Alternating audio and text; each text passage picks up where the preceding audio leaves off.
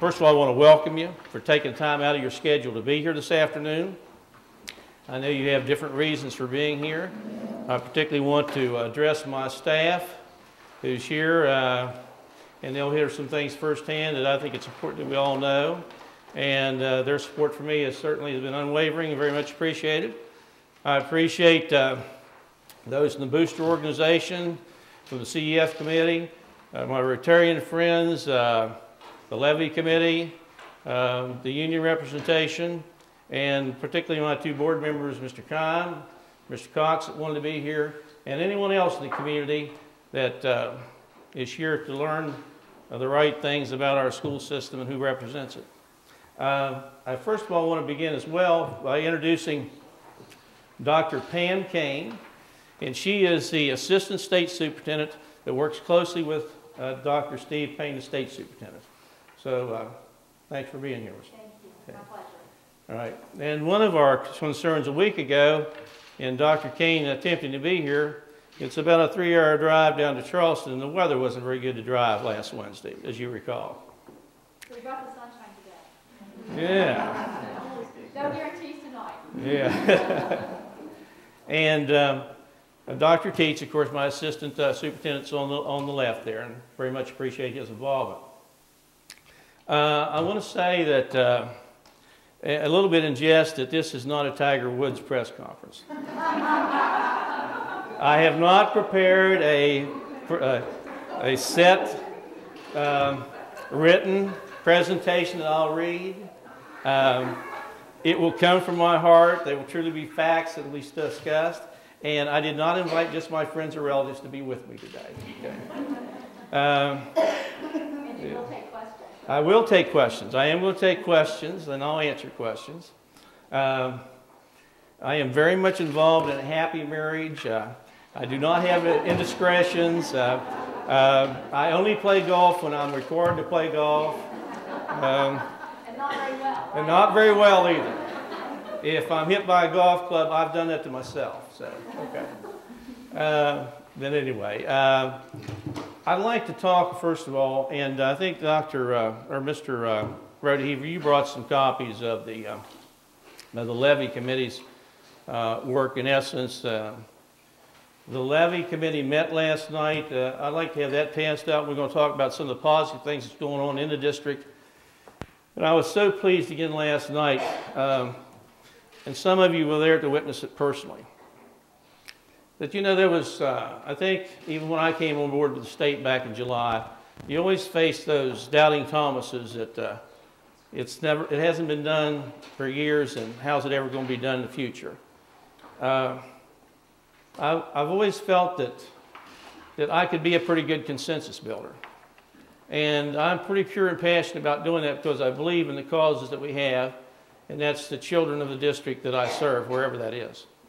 And it is this county's district this time. These are our children, and they need to be better served. And it's a calling to be here to serve those children. These committee members have come together across this county with different interests and different beliefs and opinions. But how they've come through the process of growth to where they were last night, taking this whole initiative of their own accord to go ahead and promote it and to make knowledgeable to the voter public what's to be done it's heartfelt and it's absolutely tremendous. I have never seen a committee at this point in time be so committed and come together so well at this stage of the game. So my compliment to you. Along with what we've done to move the levy along, and that draft call's there with you. Actually, it's official call now. You may have questions later on that address that levy initiative. So it's there for you to look at. Also, the bond initiative is well underway with the CFP committee. They are a working committee. It's still a work in progress. We'll meet again on March the 1st. I'm very pleased with some recent developments out of Charleston, which I will announce and work with the committee on, which will reduce the initial bond call we talked about by likely $20 million, and we're still going to get the work done in Preston County. And that will, I think, be greatly appealing to the voters when they look at their tax tickets and say, I want to support the initiative in Preston County, but can I afford it? And the answer will be more resoundingly yes now. As you all know, we started off with being the first county in the state to receive the roofing federal stimulus money. And that work is complete at Preston High School. And Woby was that good, because with the snow that we've had and the roof over there now, it was good to be first and have the work done and over with. We can all agree to that, right? We then recently just received $1 million of money as well through two types of grants from the SBA. One was for the MIP, the Major Improvement Projects, which will address the additional water penetration problems in and around the courtyards, and another $500,000 that addresses the 3 new classrooms and the water penetration problems in one of the courtyards. And I don't believe it's been a while since you got any MIP money in Preston County before either. So we're well on our way to do a lot of good things here, and we're going to do a lot more.